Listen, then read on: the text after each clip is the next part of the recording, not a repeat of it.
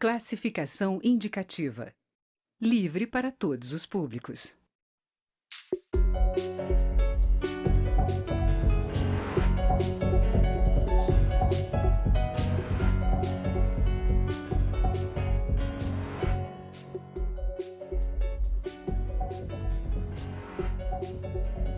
Olá! As mulheres serão as mais atingidas pela reforma da Previdência, segundo estudo do DIEESE, Departamento Intersindical de Estatísticas e Estudos Econômicos. Pela proposta do governo, será preciso 20 anos de contribuição para se aposentar, além da idade mínima de 62 anos para as trabalhadoras urbanas e 60 anos para as rurais. As mudanças nas regras para pensionistas e para professores também tem impacto maior para as mulheres, que são a maioria nesses grupos. Nós vamos conversar sobre o tema com duas deputadas, Bia Kicis, do PSL do Distrito Federal, e Sâmia Bonfim, do PSOL de São Paulo. Eu sou Daniela André e este é o Câmara Debate, programa da rádio e da TV Câmara. Deputadas, bem-vindas ao Câmara Debate. Muito obrigada pelo convite e a possibilidade de debater. Obrigada também, Daniela, Sâmia. Vamos fazer aqui um bom debate. Deputada Bia, a senhora que é da base do governo, o presidente Jair Bolsonaro chegou a falar há um tempo atrás que poderia pensar em alguma coisa em relação à idade mínima das mulheres. A senhora acha que esse ponto é possível de ser negociado ainda? Olha, o presidente, a princípio, ele era favorável a colocar idade de 60 anos para as mulheres, 65 para os homens. Mas a equipe econômica chega à conclusão que o viável seria os 62 para mulheres. Isso causa um impacto muito grande. Voltar aos 60 causaria um impacto muito grande, um impacto fiscal muito grande, né? E na verdade, o que a gente observa é que as mulheres mais pobres, elas já se aposentam com 61 anos e meio. Então, na verdade, o que está sendo cobrado a mais, meio ano, né? 6 meses. Sim. Deputada Sâmia, e a oposição pretende tratar que pontos desses que atingem aí as mulheres? Que a senhora, é possível negociar alguma coisa, tentar chegar a um acordo aí com o governo? Olha, nós pretendemos promover alguns debates com as deputadas mulheres aqui da Câmara para tentar sensibilizar sobre o fato da reforma impactar mais as mulheres brasileiras. Ainda sob esse aspecto colocado pela deputada Bia, de que as mulheres hoje se aposentam com cerca de 61 anos, o fato é que além da idade mínima de 62, também tem o tempo de contribuição de no mínimo 20 anos.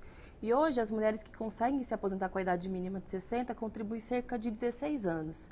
Ou seja, elas teriam que contribuir por mais 4 anos no mínimo para poder conseguir se aposentar. Tendo em vista que boa parte das mulheres elas não conseguem ter uma permanência estável no mercado de trabalho, ou seja, nós temos maior rotatividade comparativamente aos homens, não se tratam somente de 4 anos a mais de trabalho, mas porventura muito mais, tendo em vista que é o tempo que ela consegue ficar no mercado formal de trabalho e consegue contribuir para o INSS. Para as trabalhadoras rurais é ainda pior, porque hoje elas bastam comprovar que trabalharam por 15 anos. Além de aumentar o tempo para 20, elas precisam contribuir por 20 anos. Para aquelas que trabalham debaixo de sol, sob uma vida de muito desgaste, também é muito, muito cruel. Sem contar para as professoras, que você também mencionou, que vão precisar ficar por muitos anos em sala de aula, tendo em vista as péssimas condições de trabalho, as dificuldades, também é um impacto gigantesco. Deputada, acrescentou aí outros pontos que estão aí com impacto no caso das mulheres. Deputada, a senhora acha que é possível o governo entrar nessa discussão aí com as deputadas, falando do grupo específico das mulheres e rever quais desses pontos a senhora acha que existe margem para negociação? Olha, na verdade, a gente vive hoje num mundo em que as mulheres pleiteiam tanto, buscam tanto a igualdade, né? Igualdade disso, igualdade daquilo, igualdade de condições. E o que eu observo, principalmente nos jovens que estão entrando no mercado de trabalho, é que as mulheres elas não estão tão preocupadas em casar cedo, ter filhos cedo. As mulheres estão inseridas no mercado de trabalho, elas querem ter uma formação bacana, fazer mestrado, doutorado e depois pensar, né, talvez em formar família, em ter filhos. Então eu acho assim que quando a gente fala de igualdade, a gente tem que encarar de uma forma mais ampla. Ou a gente quer igualdade ou a gente não quer. Tanto que a equipe econômica queria colocar 65 anos para ambos, homens e mulheres, mas foi uma demanda do presidente sensível às mulheres, que fez com que já houvesse essa redução. Então, eu acho que fica um pouco complicado no mundo de hoje a gente querer dar tanta proteção à mulher num caso como esse, do mercado de trabalho, em que as mulheres têm condições, sim, de trabalhar hoje em dia tanto quanto os homens. Deputada Sâmia, é contraditório essa busca pela igualdade no mercado de trabalho, como a deputada falou, as mulheres hoje têm mais tempo para se dedicar ao trabalho e essa de busca de diferença na hora de se aposentar? De forma nenhuma. De fato, as mulheres conquistaram mais espaço no mercado de trabalho, estão buscando maior qualificação, inclusive o planejamento familiar e reprodutivo também é relacionado a isso. Eu, por exemplo, tenho 29 anos, ainda não tenho filhos, pretendo não ter tão cedo e eu sei que essa é a realidade de muitas mulheres jovens que recém ingressaram no mercado de trabalho. Mas não é disso que se trata quando a gente debate que tem que ter condições diferentes de aposentadoria. Porque o mercado de trabalho, ainda hoje, ainda apesar dos avanços e conquistas, acolhe as mulheres de uma maneira diferente dos homens. Hoje, por exemplo, metade das mulheres que saem do trabalho em função da licença maternidade, elas não retornam, porque ou são demitidas, ou se veem obrigadas a deixar o seu posto de trabalho, porque se ela não cuidar dos seus filhos, infelizmente ninguém vai fazer isso, porque as tarefas ainda não são plenamente compartilhadas ou porque faltam vagas nas creches e escolas. Então, tendo em vista que isso faz com que as mulheres tenham maior rotatividade no mercado de trabalho, ou seja, menos tempo de contribuição formal, porque assim o mercado impõe, as mulheres elas precisam ter um tempo de contribuição menor e também uma idade mínima menor. Propor que seja essa diferença para homens e mulheres não se trata de afirmar as desigualdades, mas, na verdade, combatê-las e tentar buscar uma igualdade maior para homens e mulheres. Deputada Bia, o que a senhora acha? Nós mulheres temos essas dificuldades ainda de falta de creche, espaços públicos para deixar as crianças, e a senhora falou muito da mulher que está jovem, mas e a mulher que já tem um tempo aí vai ter que se adequar numa regra de transição que às vezes vai ser um pouco difícil para ela? Eu acho o seguinte, os números não mentem, né? Então não adianta a gente querer forçar uma situação. Hoje a gente tem um sistema nosso de previdência que é caótico e que, como diz o ministro Paulo Guedes, ele sempre faz questão de enfatizar, nós estamos à beira do caos e o fato é que não vai haver dinheiro para pagar as aposentadorias. Nós temos um sistema onde o jovem trabalha para pagar a aposentadoria dos mais velhos. E o que acontece? Houve toda uma mudança demográfica, a gente sabe que hoje nós temos menos jovens, a população está envelhecendo, as pessoas estão vivendo mais, o que é fantástico. Não é? Mas a aposentadoria, ela não vai resolver todos os problemas. Existem uma série de medidas que terão que ser adotadas e cada coisa tem que ser tratada de acordo com a possibilidade. Então, quando a gente fala de condição de trabalho, a gente não está falando de previdência. Previdência é para dar para a pessoa que chegou na terceira idade um conforto para que ela possa viver bem os últimos anos de vida. É disso que se trata previdência. Agora, condição de trabalho, outras questões têm que ser trabalhadas com outras pautas positivas que o governo terá também para oferecer. Então, por exemplo, hoje a gente gasta com previdência mais de metade do orçamento público. Se gasta com previdência muito mais do que se gasta com saúde, com educação, e essas coisas vão interferir diretamente na qualidade de vida das mulheres, inclusive. Então, é preciso ter hospital, é preciso ter creche, é preciso ter escola para os filhos, e isso tudo, para que possa haver, é preciso mexer na Previdência agora. Então, eu acredito que a proposta do governo, ela é muito salutar, eu apoio. E, claro, haverá alguns ajustes, porque essa casa é a casa do diálogo, é a casa em que a gente escuta a população para fazer o melhor. Agora, o melhor, eu não tenho dúvida, é entregar uma reforma robusta para que o país tenha solução. Deputada Sâmia, dentro do que a deputada falou, a aposentadoria não é um momento errado de se corrigir essas diferenças? Isso não tem que ser feito com essas outras iniciativas antes da mulher chegar na idade de aposentadoria? Pois é, eu acredito que a reforma da Previdência proposta pelo governo Bolsonaro, na verdade, atinge os mais pobres, especialmente as mulheres, e ao invés de melhorar a situação econômica do país para poder investir em saúde, educação, hospitais, creches, etc., ela piora a situação econômica. tendo em vista que ela piora o poder de compra de boa parte da população, porque ela reduz benefícios e dificulta o acesso a esses benefícios também. Hoje, por exemplo, o cálculo para ter direito a um benefício elimina os 20% dos salários mais baixos. Com a proposta do presidente, tem que ser 100%, ou seja, no início da sua vida no mercado de trabalho, que o trabalhador ganha menos, isso vai contar para ter o direito à aposentadoria.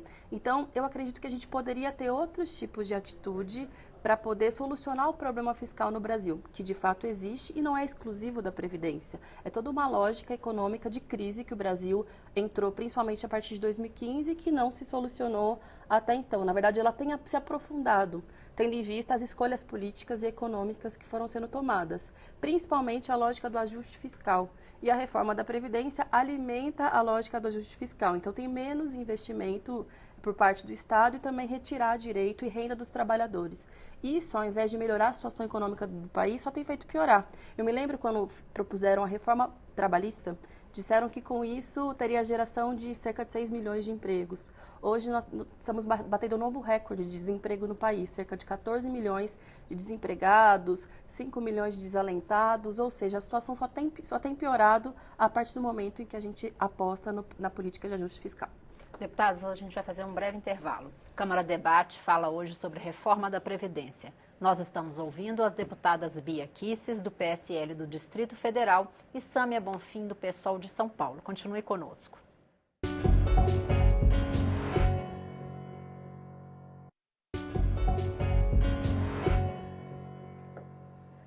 Câmara Debate está de volta. O tema de hoje é a reforma da Previdência. As convidadas são as deputadas Bia Kicis, do PSL do Distrito Federal, e Sâmia Bonfim, do PSOL de São Paulo.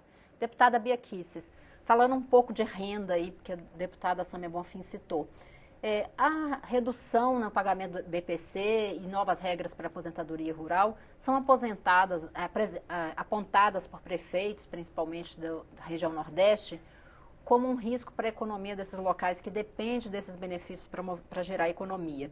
Esses dois pontos, já há mais avanço nas negociações, eles vão ser mantidos?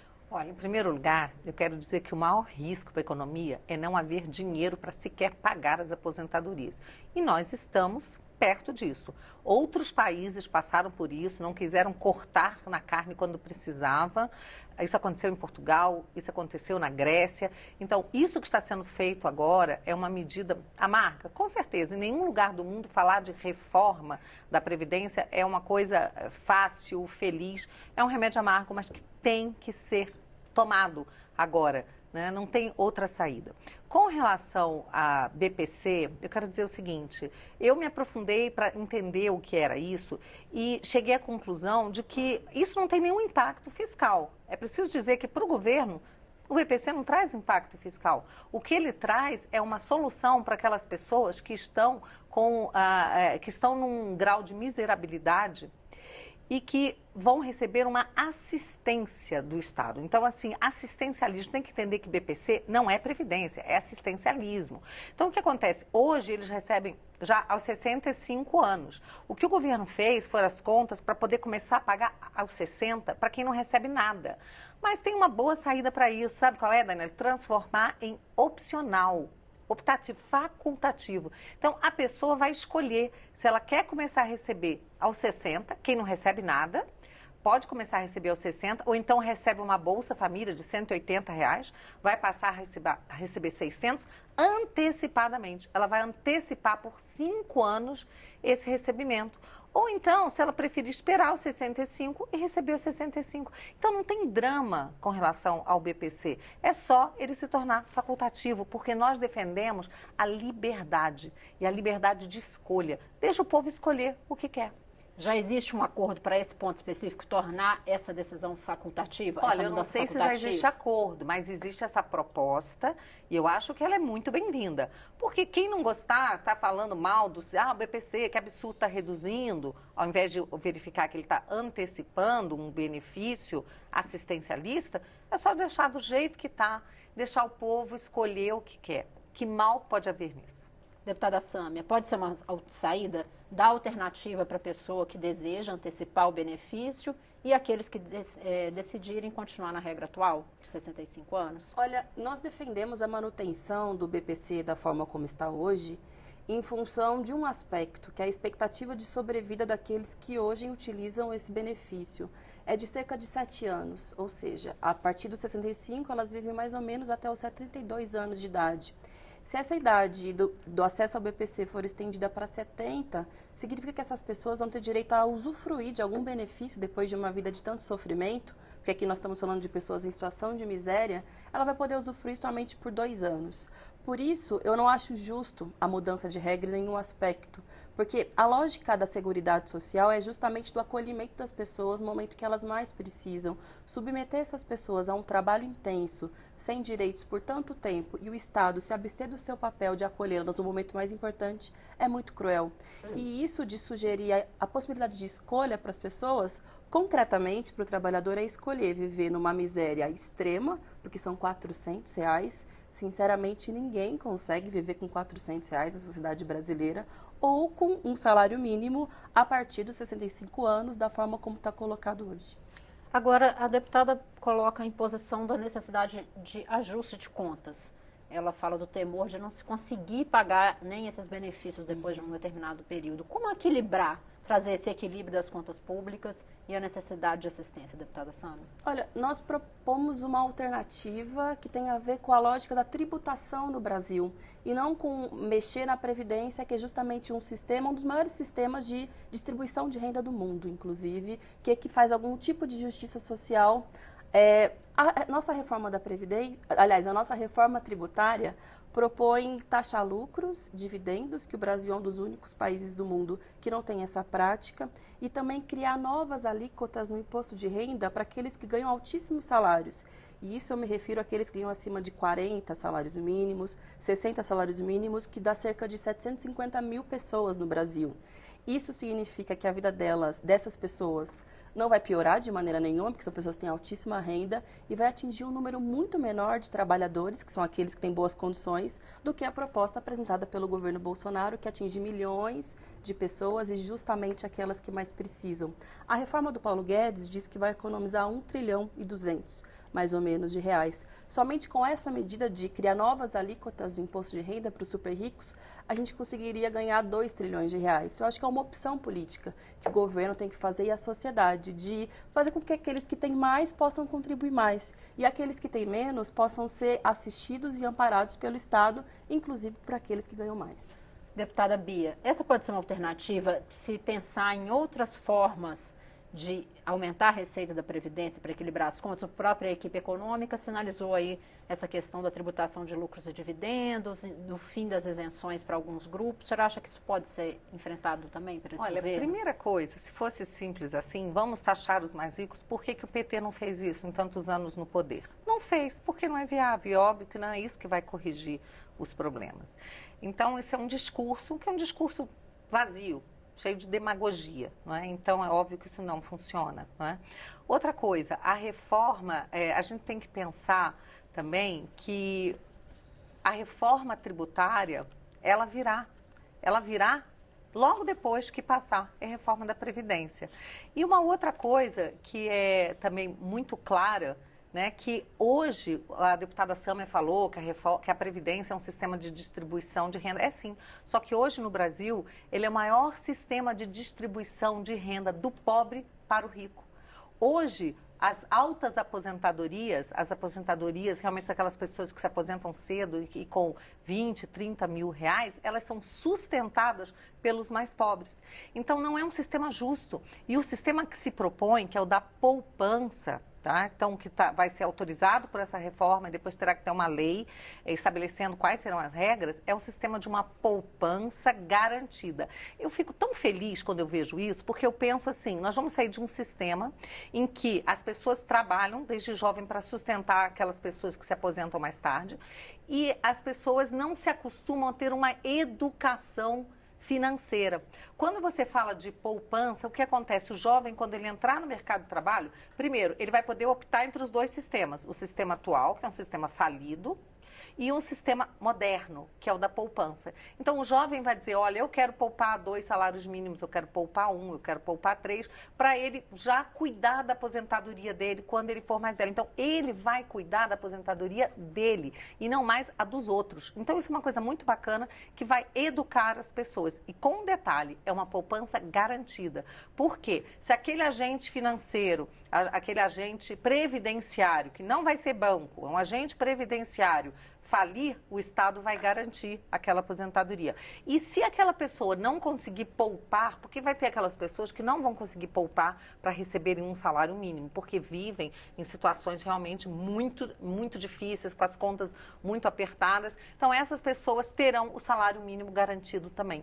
Então, eu acho que é um sistema novo que a sociedade precisa conhecer, porque muitas pessoas estão batendo, dizendo que é ruim, porque não querem de verdade entrar para conhecer realmente o que está sendo proposto, ou não tem interesse em que o Brasil saia dessa situação de caos, de risco. Até no Globo News, outro dia, apareceu um repórter dizendo que tem muito deputado, uma conversinha dizendo assim, não vamos deixar poupar 1 trilhão, porque isso seria a reeleição certa do presidente Bolsonaro. Vamos fazer uma reforma que o Brasil consiga economizar 500 bilhões, 700 bilhões, para impedir que o Brasil seja um país de sucesso. Aí na sua fala sobre esse aspecto geracional e o sistema de capitalização. Esse sistema gera, num primeiro momento, que a gente está agora de um grande déficit, aumenta ainda mais o déficit. O governo está pensando em como equacionar isso, porque como a senhora falou, quem vai entrar no mercado de trabalho poderia optar. E aí são menos recursos para pagar o sistema antigo. Como equilibrar isso, deputada? Exatamente com as propostas que estão sendo feitas, né? Exatamente com essas propostas em que você vai prolongar o tempo de contribuição das pessoas antes delas se aposentarem. E a gente tem que pensar uma coisa, a aposentadoria é para a terceira idade. Não existe no mundo pessoas que se aposentem tão cedo como no Brasil, sendo que os mais pobres já se aposentam, homens aos 65 e mulheres aos 61,5. Então, o que está se pedindo é das mulheres mais 6 meses e dos homens que eles continuem se aposentando com a idade que já se aposentam. Deputada Sâmia, qual a sua avaliação desse sistema de capitalização que altera um pouco aí esse aspecto geracional da Previdência? Olha, eu acredito que ele não tem nada de novo nem de moderno, contrariamente do que disse a deputada. Na verdade, ele já foi instalado em vários países do mundo. De 30 países que adotaram o modelo de capitalização, 17 estão revendo ou já reviram o modelo por 2 aspectos.